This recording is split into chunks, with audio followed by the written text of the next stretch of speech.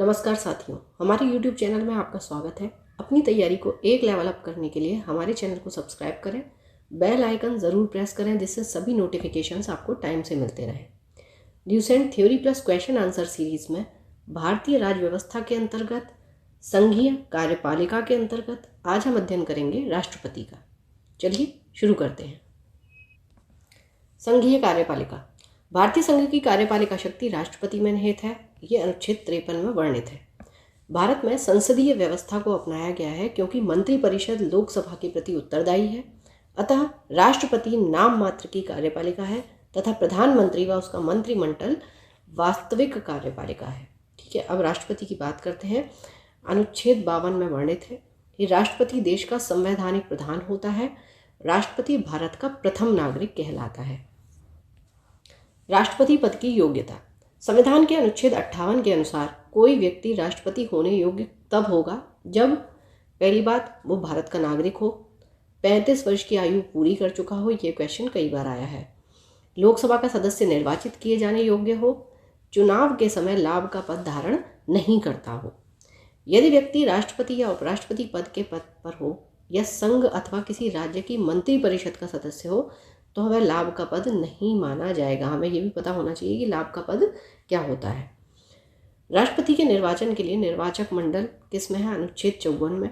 इसमें राज्यसभा, लोकसभा और राज्यों की विधानसभाओं के निर्वाचित सदस्य रहते हैं। नवीनतम व्यवस्था के अनुसार पुडुचेरी विधानसभा तथा दिल्ली की विधानसभा के निर्वाचित सदस्य को भी इसमें सम्मिलित किया गया है। राष्ट्रपति पद के उम्मीदवार के लिए निर्वाचक मंडल के 50 सदस्य प्रस्तावक तथा 50 सदस्य अनुमोदक होते हैं। एक ही व्यक्ति जितनी बार चाहे राष्ट्रपति के पद के पर निर्वाचित हो सकता है। राष्ट्रपति का निर्वाचन समानुपातिक प्रतिनिधित्व प्रणाली और एकल संक्रमणीय मत पद्धति के द्वारा होता है। ये अनुच्छेद 55 में वर्णित है। राष्ट्रपति के निर्वाचन से संबंधित विवादों का निपटारा उच्चतम न्यायालय द्वारा किया जाता है। निर्वाचन अवैध घोषित होने पर उसके द्वारा किए गए कार्य अवैध नहीं होते हैं, ये ध्यान में रखना है, क्योंकि यही आपसे असर्शन रीज़न हो गए या स्टेटमेंट्स हो गए, उनमें ये क्वेश्चंस पूछ लिए जाते हैं। राष्ट्रपति अपने पद ग्रहण की तिथि से 5 वर्ष की अवधि तक पद धारण करेगा।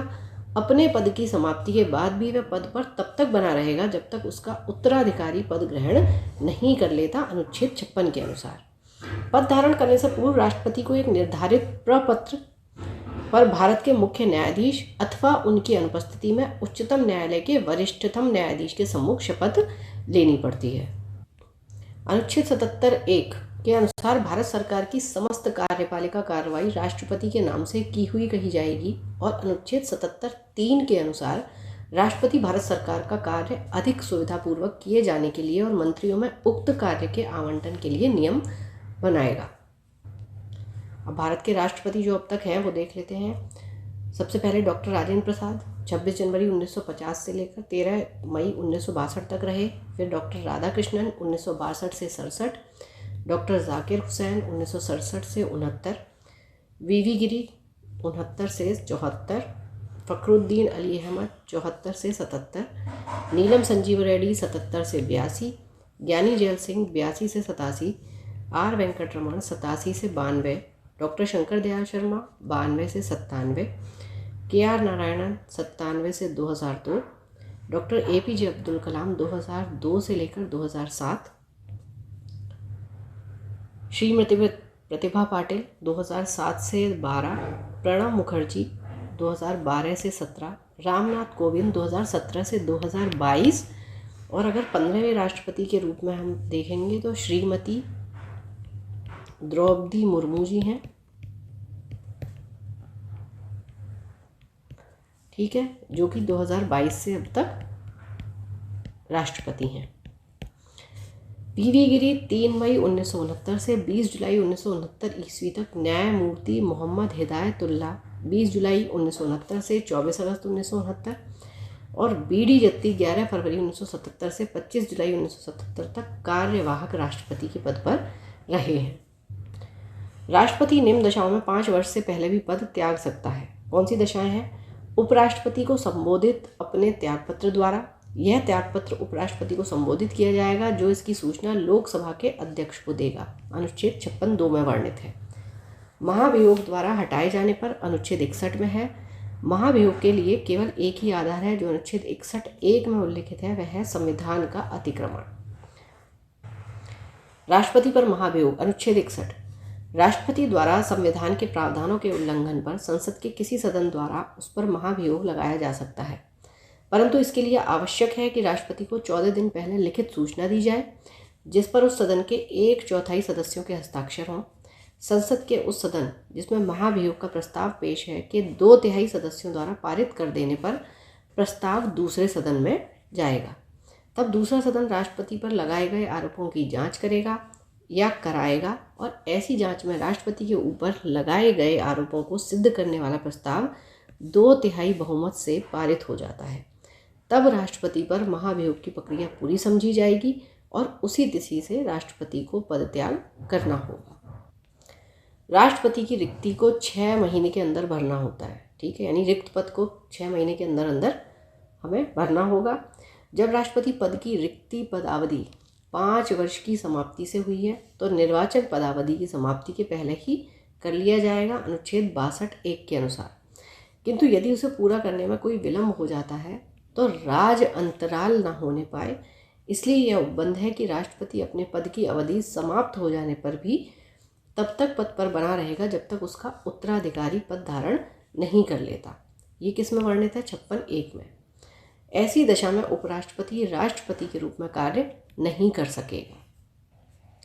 अन्य आकस्मिकताओं में राष्ट्रपति के कृत्यों का निर्वहन अनुच्छेद 70 के तहत, जब राष्ट्रपति एवं उपराष्ट्रपति दोनों का पद रिक्त हो तो ऐसी आकस्मिकताओं में अनुच्छेद 70 राष्ट्रपति के कृत्यों का निर्वहन का उपबंध करता है। क्या कहता है कि इसके अनुसार संसद जैसा उचित समझे वैसा उपबंध कर सकती है। इसी उद्देश्य से संसद ने राष्ट्रपति उत्तराधिकार अधिनियम 1969 ईस्वी पारित किया है, जो यह उपबंधित करता है कि यदि उपराष्ट्रपति भी किसी कारणवश उपलब्ध नहीं है तो उच्चतम न्यायालय का मुख्य न्यायाधीश या उसके नहीं रहने पर उसी न्यायालय का वरिष्ठतम न्यायाधीश, जो उस समय उपलब्ध हो, राष्ट्रपति के कृत्यों को संपादित करेगा। और ये कई बार पूछा जाता है कि अगर राष्ट्रपति भी नहीं है, उपराष्ट्रपति भी नहीं है, फिर उच्चतम न्यायालय का मुख्य न्यायाधीश भी अगर अवेलेबल नहीं है, तो उच्चतम न्यायालय का जो वरिष्ठतम न्यायाधीश है वो उस समय कृत्यों को संपादित करेगा। ये ध्यान रखना है। राष्ट्रपति के वेतन एवं भत्ते। राष्ट्रपति का मासिक वेतन 5 लाख रुपया है। राष्ट्रपति का वेतन आयकर यानी कि इनकम टैक्स से मुक्त होता है। राष्ट्रपति को निःशुल्क निवास स्थान व संसद द्वारा स्वीकृत अन्य भत्ते प्राप्त होते हैं। राष्ट्रपति के कार्यकाल के दौरान उनके वेतन तथा भत्ते में किसी प्रकार की कमी नहीं की जा सकती। राष्ट्रपति के लिए 18 लाख रुपए यानी कि 1.5 लाख रुपए महीना वार्षिक पेंशन निर्धारित किया गया है। राष्ट्रपति के अधिकार एवं कर्तव्य, तो सबसे पहले देख लेते हैं नियुक्ति संबंधी अधिकार। बहुत बार ये पूछा जाता है कि किस किस की नियुक्ति कौन करता है, तो राष्ट्रपति किनकी करता है?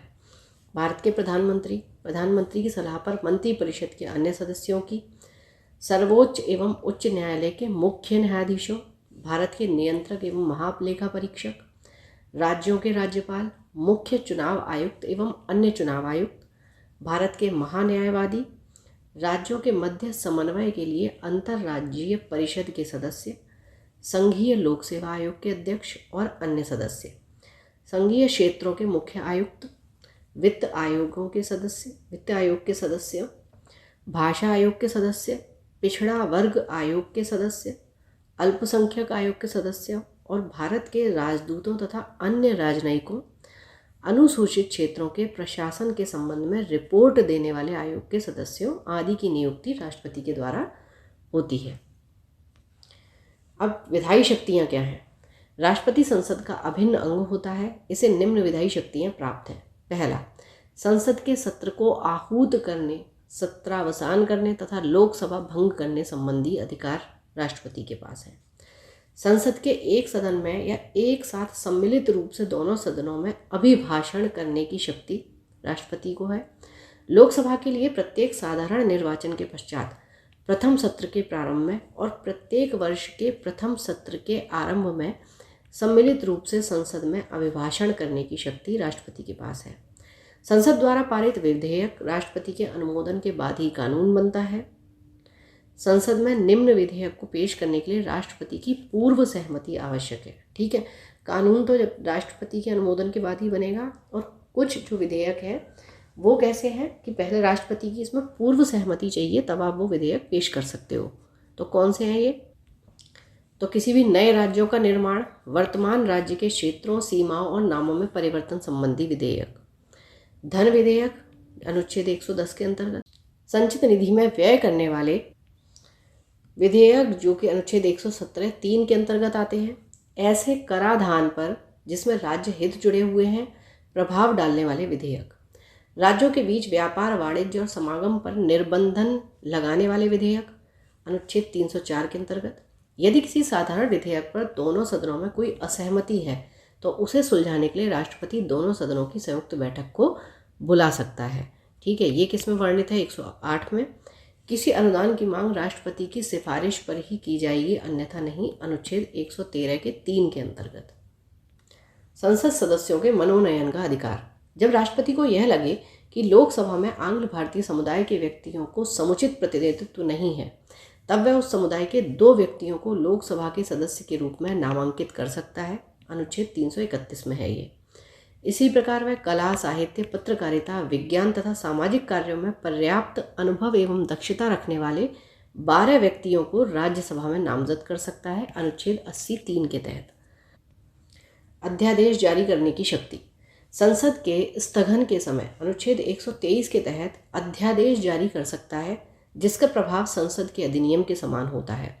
इसका प्रभाव संसद सत्र शुरू होने के 6 सप्ताह तक रहता है, परंतु राष्ट्रपति राज्य सूची के विषयों पर अध्यादेश नहीं जारी कर सकता, ये ध्यान रखना है।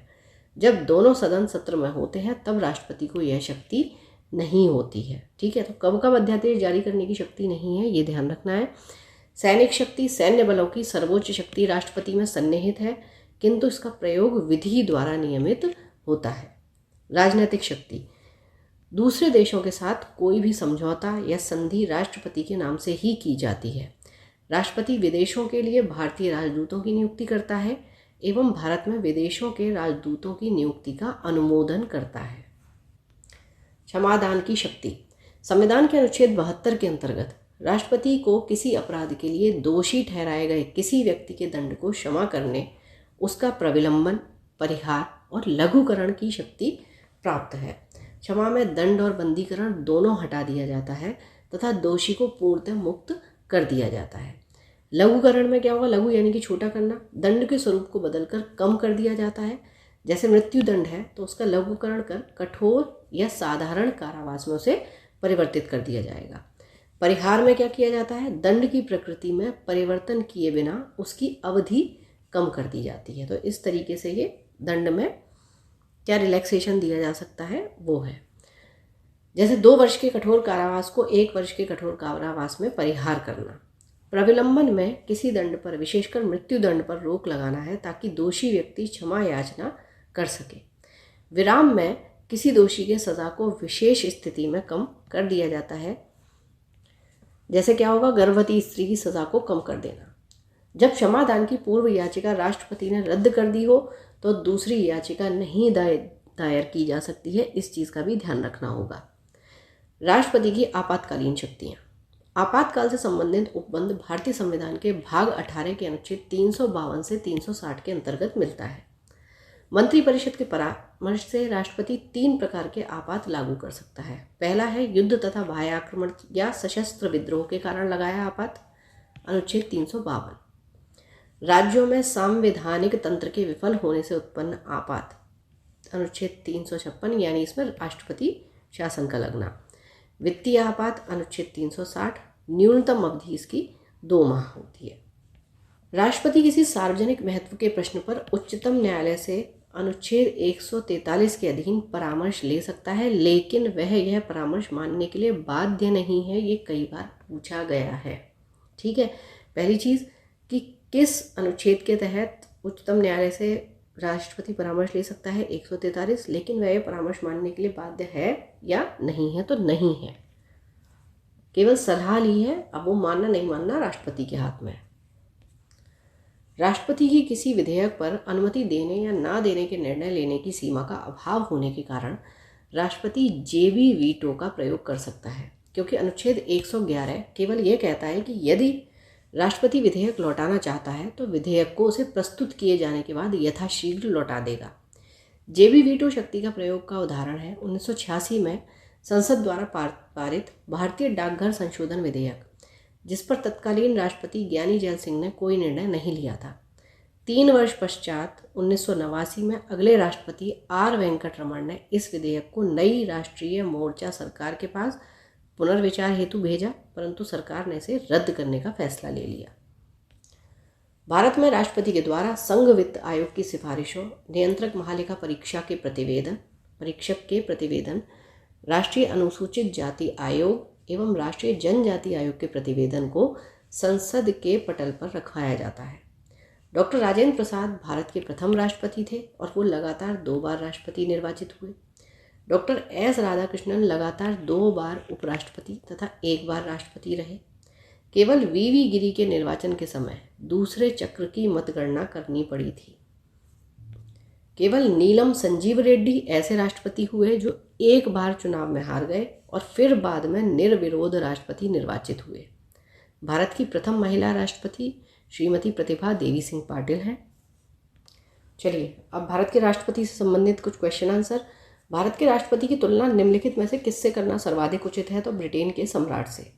भारत में कार्यपालिका का अध्यक्ष कौन होता है? राष्ट्रपति। संघ की कार्यपालिका शक्ति निहित है राष्ट्रपति में। भारत का राष्ट्रपति राज्य का प्रधान होता है। भारतीय संविधान के अनुसार देश का प्रथम नागरिक कौन है? राष्ट्रपति। भारतीय संविधान के अनुसार संघ की कार्यपालिका शक्तियां किसमें निहित हैं? राष्ट्रपति में। भारतीय संविधान के अनुसार देश की तीनों सेनाओं का अध्यक्ष यानी कि सुप्रीम कमांडर कौन होता है? राष्ट्रपति।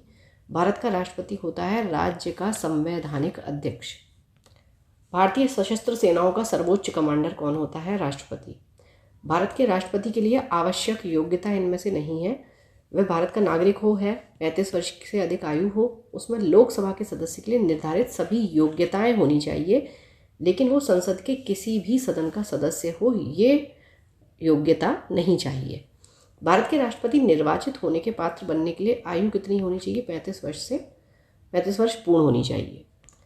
राष्ट्रपति पद के उम्मीदवार के लिए अधिकतम आयु कितनी है? कोई आयु सीमा नहीं। एक व्यक्ति राष्ट्रपति पद के लिए अधिकतम कितनी बार निर्वाचित हो सकता है? इसकी भी कोई सीमा नहीं है, कितनी भी बार हो सकता है। राष्ट्रपति का निर्वाचन किस प्रकार से होता है? अप्रत्यक्ष रूप से।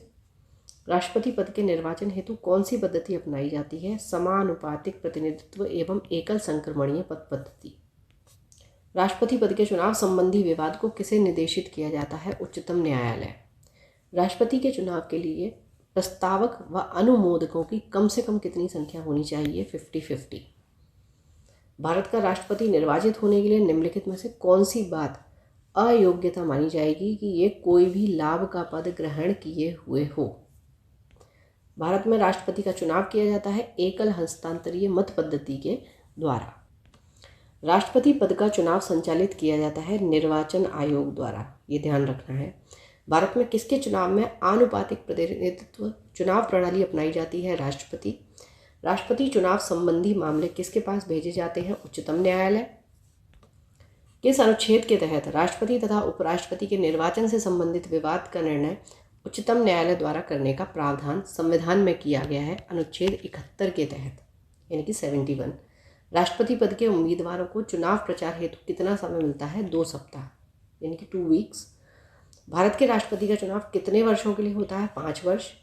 किस अनुच्छेद के तहत राष्ट्रपति अपना पद ग्रहण करने की तिथि से 5 वर्ष की अवधि तक अपने पद पर बना रहता है? अनुच्छेद 56। राष्ट्रपति के चुनाव के लिए निर्वाचक मंडल में होते हैं संसद के दोनों सदनों तथा विधानसभाओं के निर्वाचित सदस्य। अच्छा, इसमें एक चीज़ और याद रखनी है हमें कि राष्ट्रीय राजधानी जो दिल्ली है और पुडुचेरी, ठीक है, इसके निर्वाचित सदस्य भी सम्मिलित होते हैं। ठीक है, संसद के दोनों सदनों तथा विधानसभाओं के निर्वाचित सदस्य और दिल्ली और पुडुचेरी के निर्वाचित सदस्य। चलिए, भारत के राष्ट्रपति के निर्वाचन के बारे में कौन सा कथन सही नहीं है? तो सभी राज्य विधानसभाओं के सदस्य निर्वाचक मंडल के सदस्य होते हैं, इसलिए उस समय राष्ट्रपति का निर्वाचन नहीं हो सकता जब 1 या 2 विधानसभाएं भंग हों। ठीक है। ये संसद के दोनों सदनों के सदस्यों का मत मूल्य सभी राज्य विधानसभाओं के संयुक्त मत मूल्य से कहीं भी अधिक होता है। कोई उम्मीदवार यदि मतों का बहुमत प्राप्त कर लेता है तो वह स्वतः ही निर्वाचित नहीं हो जाता। बिल्कुल ठीक। राष्ट्रपति के निर्वाचन के संबंध में यदि कोई विवाद हो तो वह सर्वोच्च न्यायालय के क्षेत्राधिकार में नहीं आता। ये देखिए गलत हो जाता है। सर्वोच्च न्यायालय के क्षेत्राधिकार में ही आता है यदि कोई विवाद होता है। भारत के राष्ट्रपति को उसके पद से हटाया जा सकता है संसद द्वारा। भारत के राष्ट्रपति को पद से हटाने की प्रक्रिया क्या है? संसद द्वारा महाभियोग। संविधान के उल्लंघन के लिए राष्ट्रपति के विरुद्ध अभियोग कार्यवाही किस में शुरू की जा सकती है? संसद के किसी भी सदन में। और ये क्वेश्चन बहुत कंफ्यूज करता है क्योंकि इसमें देखिए लोकसभा भी है, राज्यसभा भी है, तो ये किसी भी सदन में शुरू की जा सकती है। राष्ट्रपति को हटाया जा सकता है महाभियोग द्वारा। राष्ट्रपति पर महाभियोग किस आधार पर लगाया जा सकता है? संविधान के अतिक्रमण करने पर। राष्ट्रपति पर महाभियोग की प्रक्रिया किस देश के संविधान से ली गई है? अमेरिका से। भारतीय राष्ट्रपति को किस परिस्थिति में अपने पद से त्यागपत्र देना पड़ता है? महाभियोग लगने पर। कार्यकाल पूर्ण होने पर पहला भारत के राष्ट्रपति को उनके पद से कौन हटा सकता है? तो संसद द्वारा महाभियोग लगाकर। ठीक है, बेसिकली कब हटाया जा सकता है? महाभियोग लगाकर। कौन लगाएगा? संसद। कहाँ पर इसको शुरू किया जा सकता है? संसद के किसी भी सदन में। राष्ट्रपति पर महाभियोग का आरोप एक संकल्प के रूप में संसद के किसी भी सदन में लाया जा सकता है। यह कम से कम कितने दिन की लिखित सूचना के बाद प्रस्तुत किया जाना चाहिए? तो 14 दिन। सदन में राष्ट्रपति के विरुद्ध महाभियोग प्रस्ताव पास करने के लिए कितने सदस्यों का समर्थन चाहिए? तो सदन के कुल सदस्यों में से कम 2/3 सदस्य। भारत के राष्ट्रपति को कार्य अवधि की समाप्ति के पूर्व भी पद से हटाया जा सकता है महाभियोग द्वारा। कई बार ये क्वेश्चन आया है। किसी व्यक्ति के राष्ट्रपति के रूप में चुनाव को अवैध घोषित किए जाने की स्थिति में उसके द्वारा अपना चुनाव अवैध घोषित किए जाने के पूर्व के कृत्यों की क्या संवैधानिकता होगी? वह कृत्य जो होंगे वो विधि मान्य होंगे। भारत के राष्ट्रपति को महाभियोग द्वारा हटाया जा सकता है, लेकिन महाभियोग की प्रक्रिया को दोषपूर्ण कहकर आलोचना की जाती है तो प्रक्रिया में कौन सा दोष नहीं है? ठीक है, तो राष्ट्रपति राज्यसभा के रिक्त स्थानों पर अपने समर्थकों को मनोनीत करके 2/3 बहुमत से अपने विरुद्ध महाभियोग पारित करने को असंभव बना सकता है। ये दोष नहीं है। ठीक है, बाकी क्या क्या दोष है कि राष्ट्रपति के निर्वाचन में राज्य विधानसभा के सदस्य भाग लेते हैं किंतु महाभियोग प्रक्रिया में उन्हें किसी भी प्रकार का अवसर नहीं दिया जाता। तो जब अवसर ही नहीं दिया जाता है तो आप ये देखिए कि वो कैसे उन्हें असंभव बनाएगा। महाभियोग में व्यवस्था है कि संसद का एक सदन आरोप लगाएगा और दूसरा सदन आरोपों की जांच करेगा। इसमें यह स्पष्ट नहीं है कि सदन स्वयं जांच करेगा या किसी अन्य से जांच कराएगा। राष्ट्रपति को लोकसभा भंग करने का अधिकार है। यदि उस पर आरोप लगाया जाए और वह लोकसभा को भंग कर दे तो जनता ना कि संसद अभियोग लगाने वाली होगी। तो ये सारी दोषपूर्ण प्रक्रिया है। राष्ट्रपति को निम्नलिखित में से कौन पद और गोपनीयता की शपथ दिलाता है? भारत का मुख्य न्यायाधीश। राष्ट्रपति संविधान के किस अनुच्छेद के तहत भारत के मुख्य न्यायाधीश के समक्ष शपथ ग्रहण करता है? अनुच्छेद 60। मुख्य न्यायाधीश की अनुपस्थिति में राष्ट्रपति किसके समक्ष शपथ लेता है? तो सर्वोच्च न्यायालय का वरिष्ठ न्यायाधीश। ये आप ध्यान रखें कि जहाँ भी आपको ये लग रहा है कि मुख्य न्यायाधीश की अनुपस्थिति है तो उसके बाद जो सर्वोच्च न्यायालय का वरिष्ठ न्यायाधीश होगा वही आंसर में होगा अधिकतर। ठीक है, यदि राष्ट्रपति और उपराष्ट्रपति दोनों देश से बाहर हों तो उस स्थिति में कार्यभार कौन ग्रहण करेगा? सर्वोच्च न्यायालय का मुख्य न्यायाधीश। और ये भी नहीं होगा तो वरिष्ठ न्यायाधीश। यदि राष्ट्रपति त्यागपत्र देना चाहे तो अपना त्यागपत्र किसे संबोधित करेंगे? भारत के उपराष्ट्रपति को। राष्ट्रपति के त्यागपत्र की सूचना उपराष्ट्रपति किसको देता है? लोकसभा अध्यक्ष को। एक ही समय में यदि राष्ट्रपति और उपराष्ट्रपति दोनों का पद रिक्त हो जाए तो राष्ट्रपति के कृत्यों का निर्वहन कौन करेगा? भारत का मुख्य न्यायाधीश। यदि मृत्यु, त्यागपत्र अथवा हटाए जाने की स्थिति में भारत के राष्ट्रपति का पद रिक्त हो जाए तो उसका कार्यभार कौन संभालेगा? उपराष्ट्रपति। जब राष्ट्रपति मृत्यु, त्यागपत्र, पदच्युत या अन्य कारणों से अपने कर्तव्य को नहीं निभा सकता है तो उपराष्ट्रपति कितने समय तक राष्ट्रपति के रूप में कार्य करता है? 6 माह तक। 6 माह में फिर पद भर जाना चाहिए।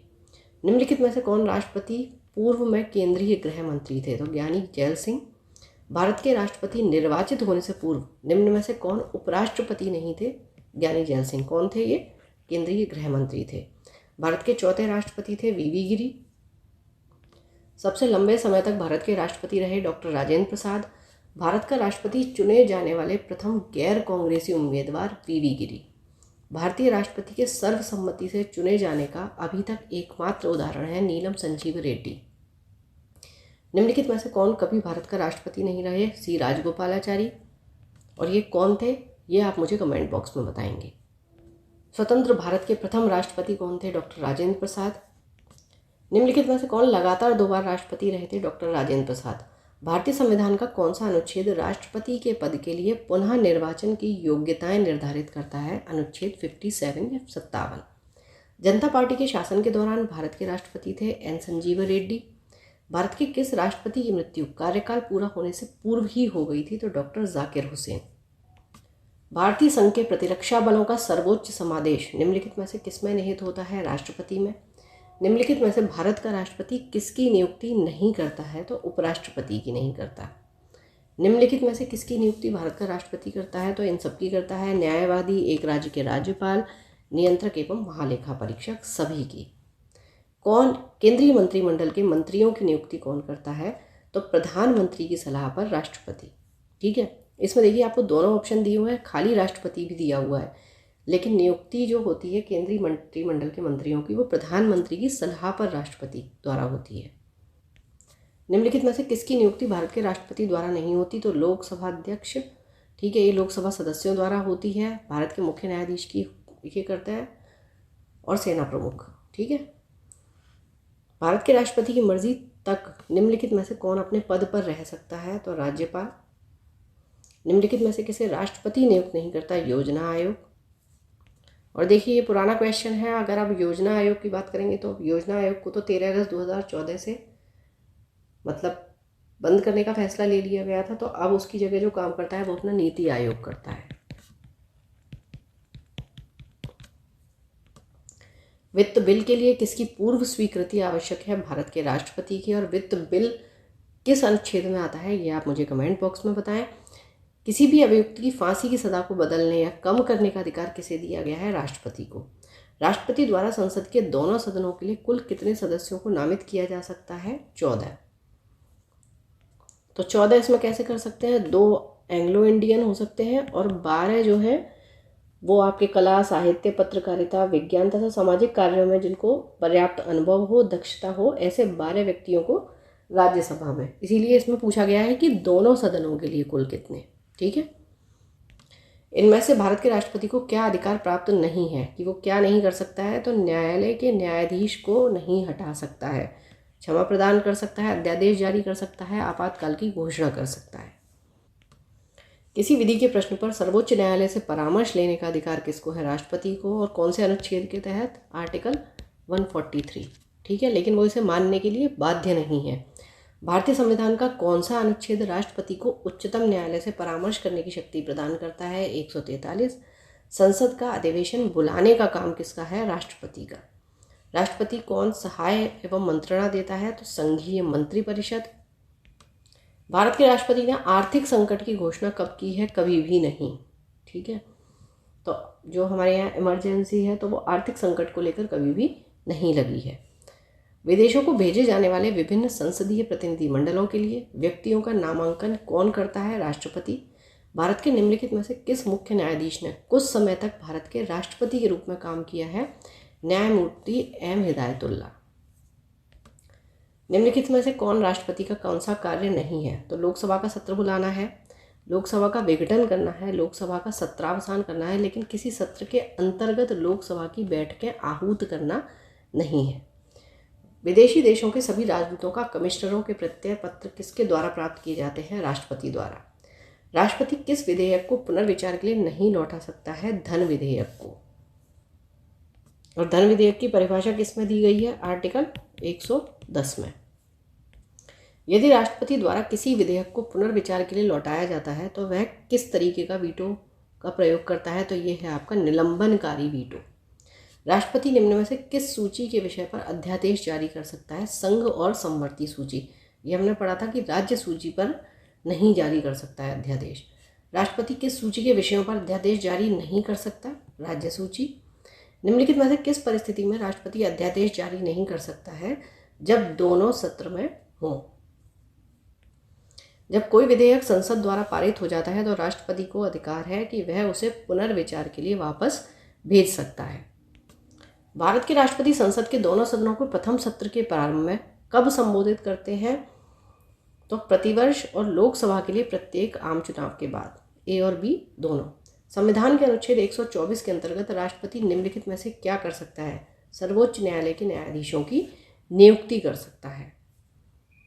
किसी मृत्युदंड पाए अपराधी को क्षमादान करने की शक्ति राष्ट्रपति को है। अप्रत्याशित व्ययों की क्षतिपूर्ति के लिए निम्नलिखित में से कौन भारत की आकस्मिक निधि से धन निकाल सकता है? राष्ट्रपति।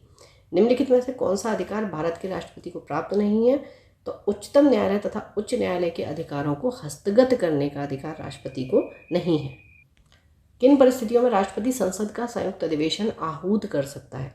एक सदन द्वारा पारित विधेयक को दूसरे सदन द्वारा रद्द करने पर, एक सदन द्वारा विधेयक में प्रस्तावित संशोधन दूसरे सदन द्वारा स्वीकार न किए जाने पर, और एक सदन द्वारा विधेयक की प्राप्ति के 6 माह तक कोई कार्यवाही न करने पर। ठीक है, तो ये तीनों। किसी संस्तुति के आधार पर भारत का राष्ट्रपति भारत की आकस्मिक निधि से धन व्यय कर सकता है, तो उसके लिए किसी भी संस्तुति की ज़रूरत नहीं है। संविधान के किस अनुच्छेद के अंतर्गत राष्ट्रपति संघीय मंत्रिपरिषद की सलाह मानने के लिए बाध्य है? अनुच्छेद 74। युद्ध अथवा भारत पर आक्रमण होने की स्थिति में निम्नलिखित में से कौन अंतिम रूप से आक्रमणकारी के विरुद्ध युद्ध की घोषणा कर सकता है? राष्ट्रपति। भारतीय संविधान के अनुसार भारत के राष्ट्रपति का यह कर्तव्य है कि वे किसको या किनको संसद के पटल पर रखवाएं।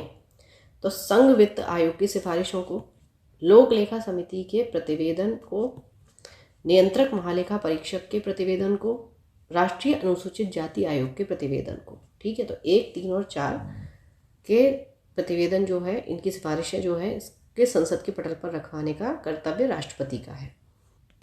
लोकसभा किसके द्वारा भंग की जाती है?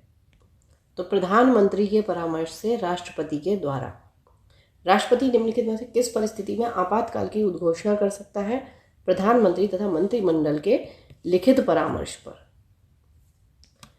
चलिए, तो यहाँ ये टॉपिक कंप्लीट होता है। पढ़ते रहिए, बढ़ते रहिए, रिवीजन ज़रूर करते रहिए। Thank you for watching. Keep learning, stay with me.